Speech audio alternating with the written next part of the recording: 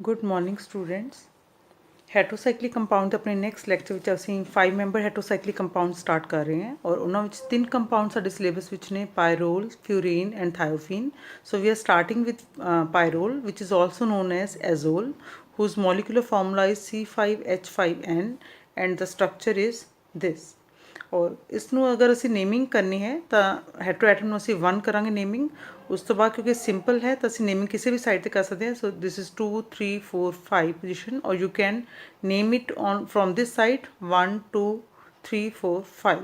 so depending on the substituent we can number the atoms from any side। so ਹੁਣ ਅਸੀਂ start ਕਰ ਰਹੇ ਹਾਂ methods of preparation।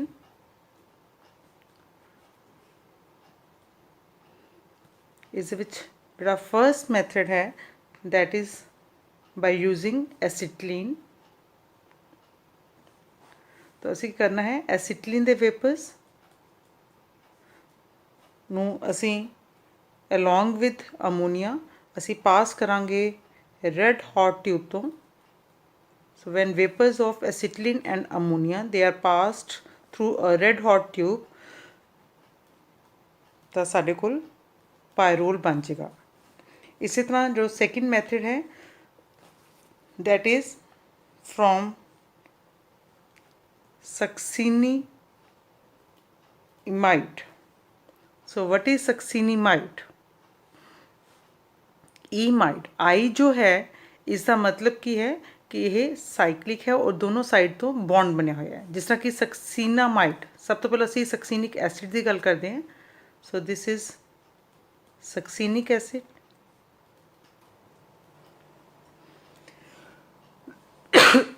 Sorry so this is succinic acid. और अगर इत्थे होवे सक्सीनामाइड ਤਾਂ एसिड तो अमाइड बन जाएगा सिंगल एसिड उस तो अमाइड बन जाएगा। बट क्योंकि इतने आई लिखा हुआ है सक्सीनीमाइड तो इसका मतलब की है कि दोनों ही एसिड्स तो अमाइड बनेगा। तो इसका फॉर्मूला जोड़ा है दैट इज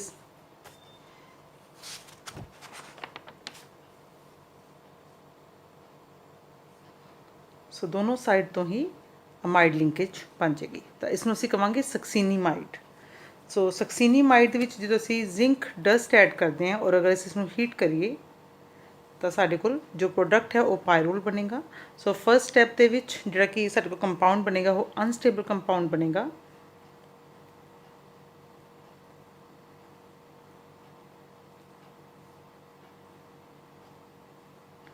सो ये वाला प्रोडक्ट बनेगा। इस दे विचों HOH इनोलाइजेबल है तो इत्थे कीटो की जगह इनोल बन जाएगा।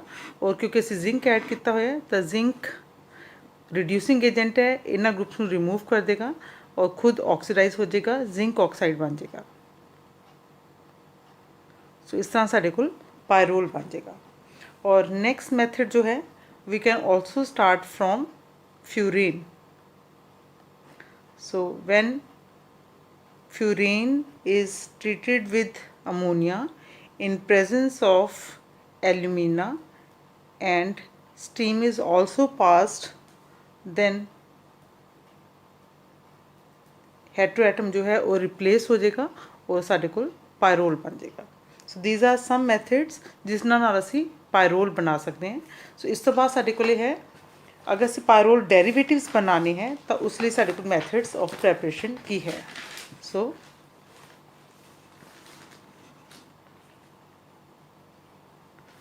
methods of preparation of pyrrole derivatives। सो साढ़े को कई मैथड्स ने और डिफरेंट डेरिवेटिव्स असी प्रिपेयर कर सकते हैं। इन्हां विचों फर्स्ट मैथड असी करांगे दैट इज़ पार्नोर सिंथेसिस। बहुत ही इंपॉर्टेंट मैथड है।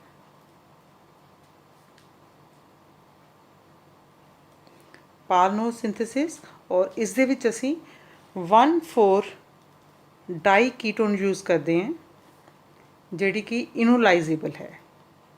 इनोलाइजेबल का मतलब की है कि कीटोन है बट वो इनोल बन सकता है तो असी इस तरह की 1,4 डाई कीटोन यूज़ करते हैं क्योंकि असी 5 मैंबर रिंग बनानी है जिन्हां विचों 4 कार्बन है तो असी इस तरह का कंपाउंड चूज़ करांगे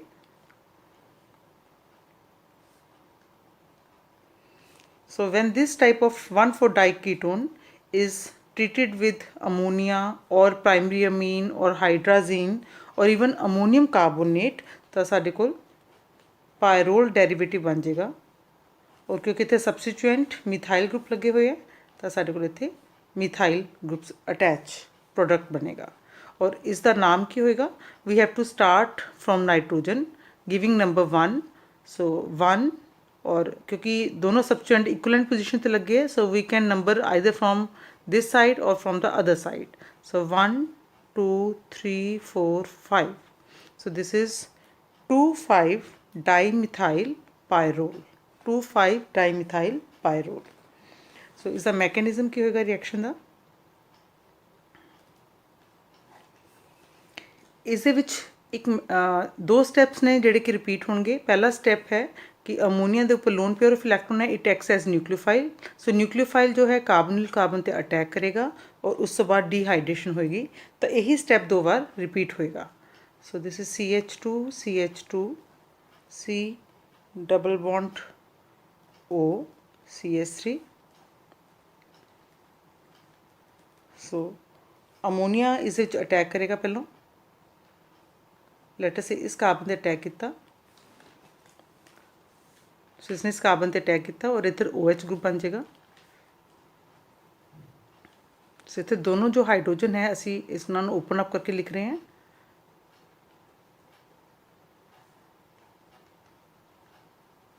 सो इतने बन जाएगा सारे को OH और इतने अमोनीया ने अटैक किया सी तो इतने NH2।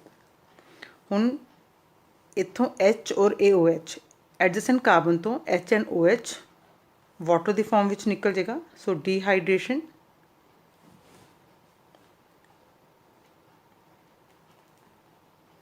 सो एक साइड ते साडे कोल डबल बॉन्ड आ जाएगा और इत्थे साडे कोल है NH2। So still nitrogen has lone pair of electrons and there is one more carbonyl group attached here. So again nucleophilic attack।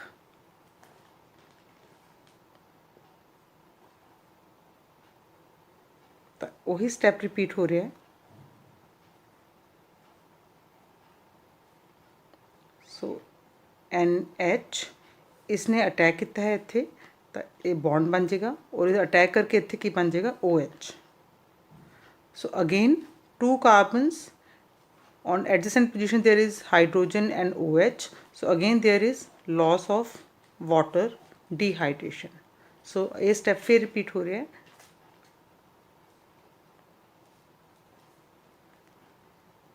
और सारे को ये फाइनल प्रोडक्ट बन जाएगा जिसमें से कह रहे हैं 2,5 dimethyl pyrrole. So this synthesis is known as Pahl-Knorr synthesis and very important method to prepare a number of pyrrole derivatives। सो इस दे विच असीं ये वाला सबस्टिट्यूएंट यूज़ किते हैं। अगर इत्थे मिथाइल की जगह असीं हाइड्रोजन लगा दिए तो ये कंपाउंड की बन जाएगा सक्सीनिक एल्डिहाइड। सो ये साडे कोल कंपाउंड होएगा सक्सीनिक एल्डिहाइड। क्योंकि सक्सीनिक एसिड होंदा है अगर इत्थे कार्बोक्सिक एसिड ग्रुप होवे। सो अगर एसिड की जगह तो इत्थे एल्डिहाइड ग्रुप होएगा तो यह सक्सीनी एल्डिहाइड हो जाएगा। तो इत्थे मीथाइल ग्रुप नहीं लगणगे, साडे कोल H होंगे और सिंपल पायरोल कंपाउंड बन जाएगा। इस तरह साडे कोल जिहड़ा सैकेंड मैथड है that is known as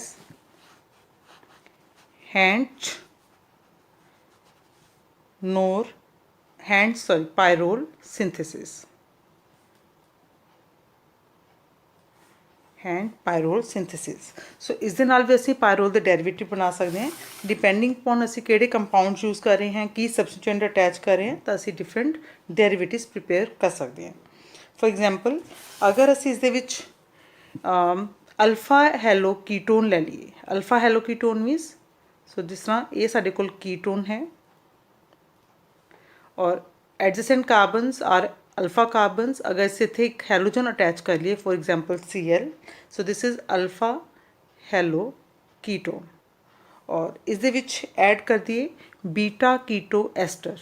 so beta keto ester means keto, beta keto ester means एक कीटो ग्रुप है, adjacent carbon alpha carbon, so beta ते एस्टर लग्या होया नाल, या असीं इस तरह भी कह सकते हैं कि सिंपल कंपाउंड एस्टर है, so this is ester, this is alpha carbon, this is beta carbon, so beta ते कीटो ग्रुप लग्या होया, सो कोई भी एस्टर ले लांगे असीं जिसदी बीटा कार्बन ते कीटो ग्रुप लग्या होया, so when a beta keto ester is treated with alpha halo ketone in presence of ammonia and this mixture is heated, then we are getting pyrrole derivative, और इस case में जो साढ़े को product बनेगा वो ए वाला बनेगा। सो डिफरेंस की है कि साढ़े को एक होर ग्रुप अटैच हो गया है और इसमें असी नंबरिंग जी करनी है जिस तरह नॉर्मल आयुपैक मैथड है उस तरीके नंबरिंग कर रहे हैं 1 2 3 4 5, सो 2 5 डाईमिथाइल है और थर्ड पोजीशन ते एस्टर ग्रुप लग्या होया है, सो इसमें असी कहांगे ईथाइल 2 5 डाईमिथाइल 3 पायरोल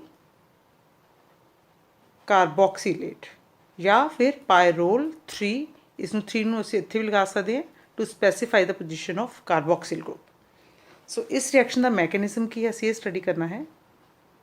काफ़ी हद तक ये मैकेनिज्म जो है पालनो सिंथेसिस नाल ही मैच कर रहा है। सो इस दे विच असीं पहलों लवांगे बीटा कीटो एस्टर,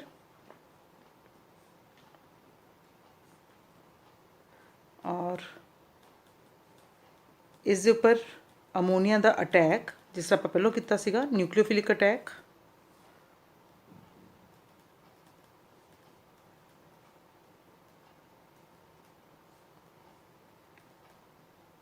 सो NH2OH, सो फर्स्ट स्टैप उस तरह ही है और उस तो बाद इस दे विचों वाटर लॉस हो जाएगा जिस तरह आपां पहलों कीता सीगा डिहाइड्रेशन,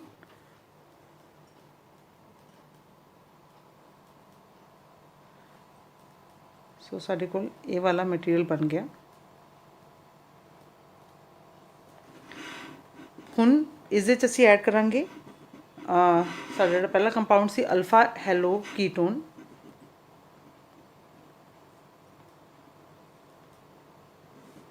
सो इस दे विच हुण जिहड़ा असीं अटैक करवाना है अगेन नाइट्रोजन के थ्रू करवाना है, बट नाइट्रोजन के लोन पर इलैक्ट्रॉन इत्थे शिफ्ट हो जाएंगे और अटैक इस साइड ते, और ये गुड लिविंग ग्रुप है,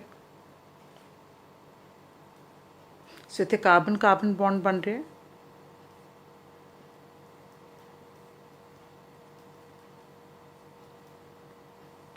और इस कार्बन ते एस्टर ग्रुप प्रेजेंट है और इत्थे ये अटैक हो रहा है तो इत्थे सिंगल बॉन्ड आ जाएगा साडे कोल,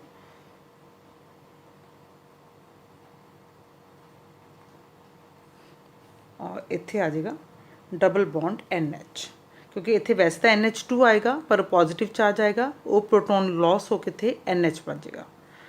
हुण इस तो बाद again nucleophilic attack of nitrogen on the carbonyl carbon,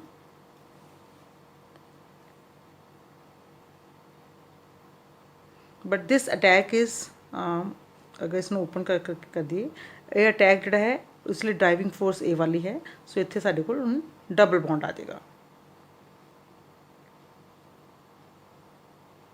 इत्थे डबल बॉन्ड,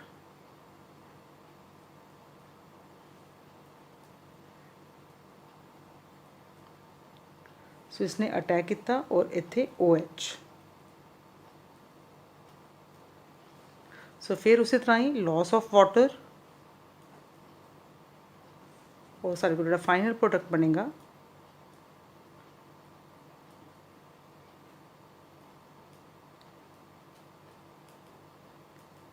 सो पायरोल डेरिवेटिव जिसकी नेम है ethyl, so this 1 2 third position 4 and 5, so this is ethyl 2,5 dimethyl pyrrole 3 carboxylate। सो इस तरह असी डिफरेंट डेरिवेटिव्स बना सकते हैं इस मैथड के थ्रू।